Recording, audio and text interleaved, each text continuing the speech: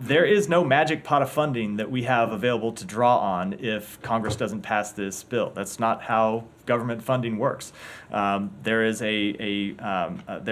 are funding streams that we can draw on.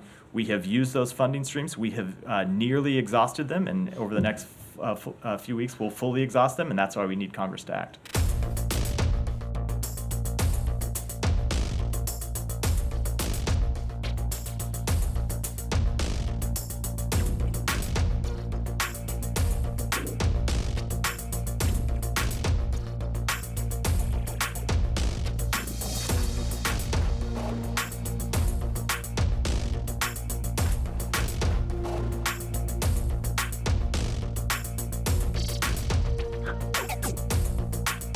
Thank you, Matt. President Zelensky just said that he is confident that the U.S. will not let Ukraine down in terms of support. Is he wrong? So again, I can only speak for the administration. I think, as you know, there are three branches of government in the United States, and speaking on behalf of the executive branch, we absolutely stand with Ukraine. We are absolutely ready to support additional funding for Ukraine.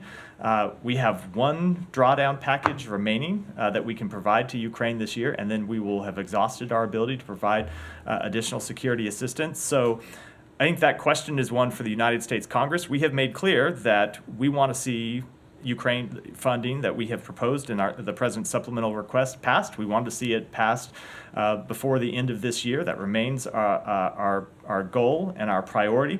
But Congress is going to have to decide whether they are going to stand with Ukraine and supply the funding that they need to push back on Russia's invasion as we enter what we expect to be a very difficult winter, or if they're not going to. We continue to believe that an up or down vote for Ukraine funding in Congress would pass, and would pass overwhelmingly, and we'll continue to working with Congress to try to see that through. If the funding dries down, is the administration considering anything outside of the box?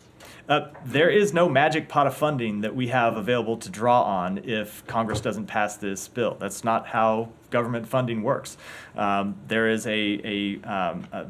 are funding streams that we can draw on.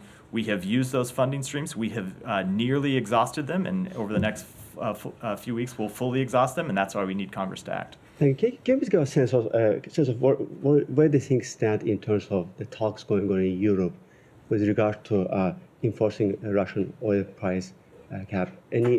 Where are we right now at this, and any names you want to name, any countries that Russia has been using to evade the sanctions? No, we continue to engage with our partners about this very issue, but I don't have any updates on it. What's your aim at right now?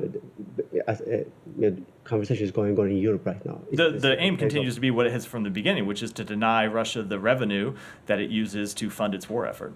Thank you. And finally, anything on transferring frozen Russian assets to Ukraine? This came up during President Zelensky's trip to Washington, and there are congressional efforts to speed up there. Is there any effort going on your end? I just don't have any comment on that. It is something that we have looked at, but I don't have any update. But where's the administration's position on that? Like I said, it's something that we have looked at. There remain sort of operational questions about that and legal questions about it, and I don't have a further update.